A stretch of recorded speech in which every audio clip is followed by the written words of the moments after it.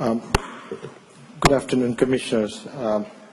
My name is Hemant Patel, 7150 Biscayne Boulevard, Miami. First of all, I'd like to thank Mayor Regalado for putting a regulation, which is nothing but putting a level playing field. I'm a hotelier, a lifelong hotelier. I came into Miami in 1989 when Biscayne Boulevard was one of the roughest areas you could ever own a business. It was like being treated like a criminal if you're a hotel owner on Biscayne Boulevard. I'm pretty sure Commissioner Gort can connect well because that's around the time he got elected from our neighborhood. It makes me feel sad that now almost everybody who has spoken has agreed that they have not followed the rules.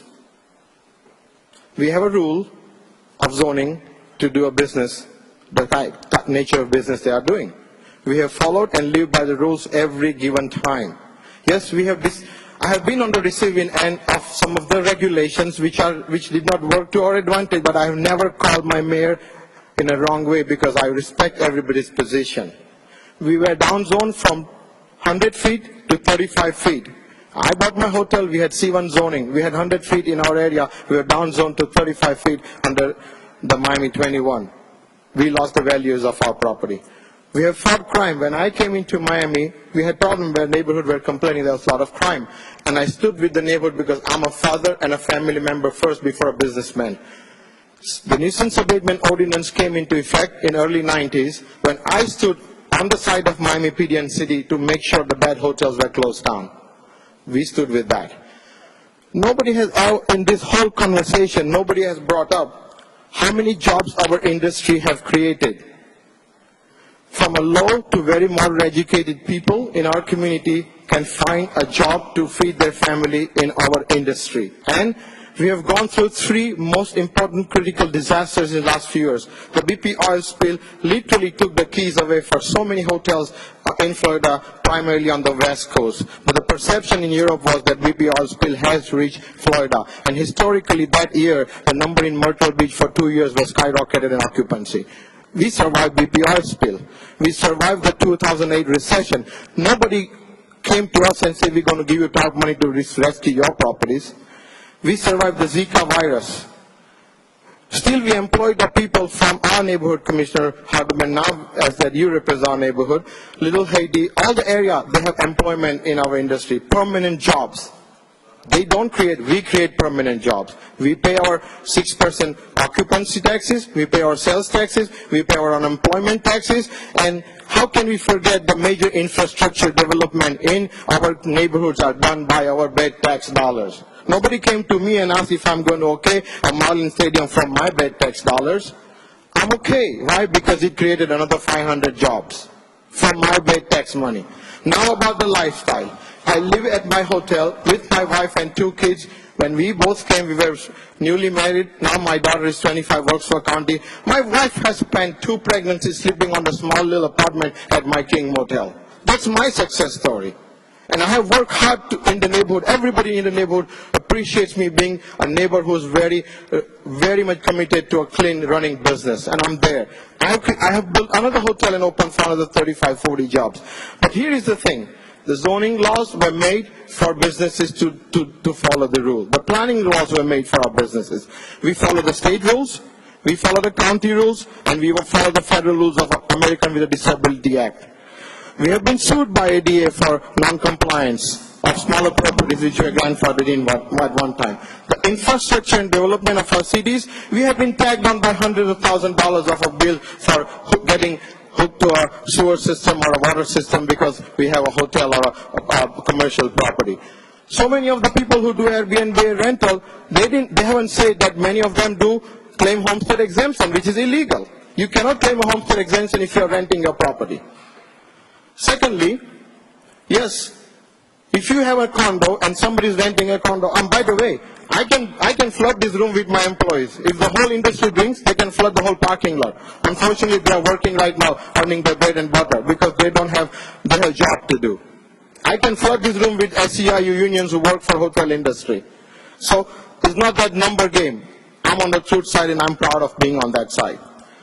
We have property taxes went up from from $30,000 to $125,000 of my property. We pay over and above property taxes because our property taxes go toward the school district, which is much higher tax than the residents.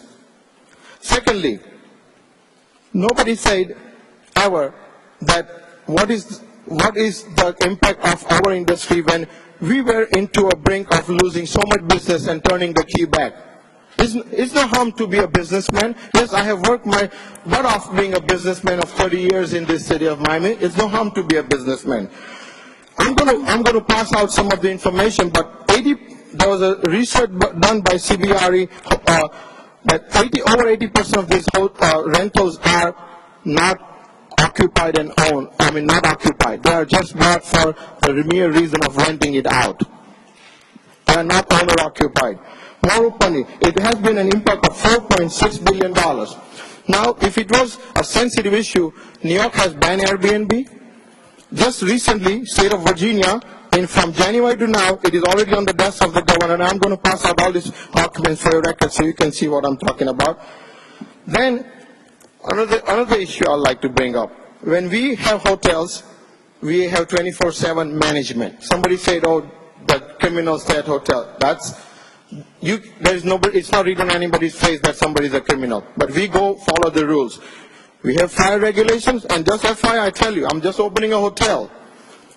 We just opened a hotel. By the time I got my permit, till I got my CO, there's one more regulation added by fire department called BDA, means the radios of the fire department has to work while they're inside the hotel. Guess what? I was shut down for 3 more weeks just to make sure I want to follow that regulation.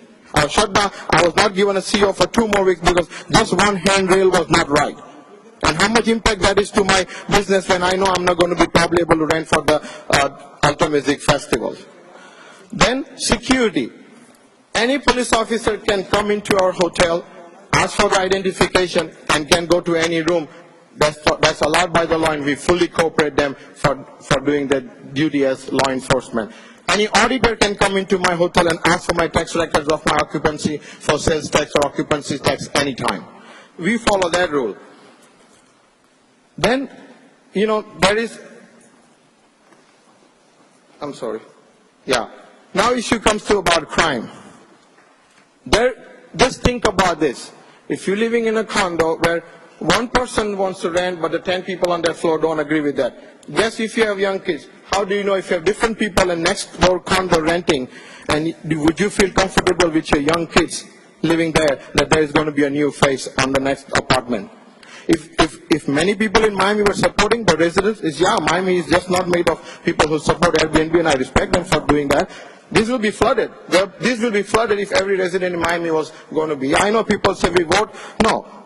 You should vote your conscience because rules were made for us 50 years ago. And over time again, it has changed and we have followed the rules and regulations. We have paid our due to the government for our occupancy taxes. We have created millions of minimum wage jobs. We have employed people who don't speak the language because they can work in our industry. At the same time, we have gone through a thick and thin of our recession, but we have not got help from anybody.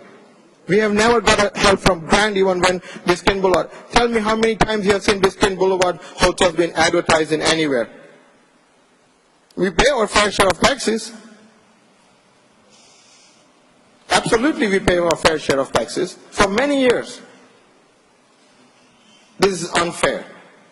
This is just unfair to now move the chain of rules in the middle of a game.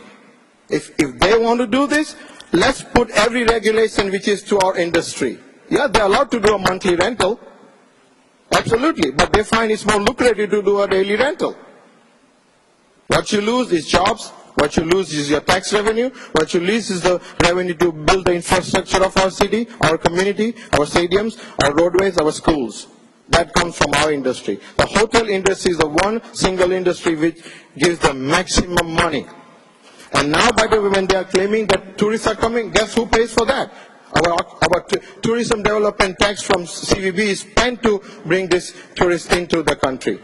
We do heavy advertisement for our own dollars to bring tourists into our state and city and from abroad. We pay for it. So it should be a level playing field. It should be every regulation which is given to us should be given to them. And at the same time, if you ever going to consider this, the first thing you should do is put a moratorium to hotels. Why would you encourage hotels to invest in your community when you're going to play, not allowing them to play by the same rules? We should.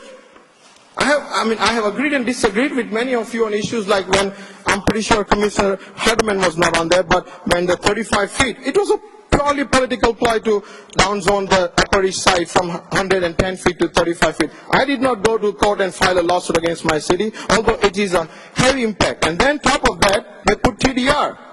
What? With a lot of rules and regulations. I can only sell it to somebody. I can only do this. I can only do that when my hotel has not failed any inspection. Oh, by the way, I got threatened by one of the person here saying, I'm going to come to your hotel and check everything out. One person here. I'm not going to name him. But that's the kind of thing we get because we are in minority, but I'm on the right side. As Gandhi said, and I'm going to repeat, it's not how we protect the majority, it's how you protect the right people. Leadership is about standing on the right side, doesn't matter if you have a million people against you. And I know at one time I heard one of our commissioners also say, I don't remember who, that their family was involved in hotel employment also. I don't recollect who, but I know that fairly well. So guys, do what is right, do what is fair and just, and if you want to do this, yeah, I'll say put a moratorium on hotel industry right away, and then put the same rules we everybody play by. What we have played by for many years and we will play by, they should be playing by the same rules. I appreciate your time. Thank you very much, and I'm going to distribute the literature to you. Thank you, sir.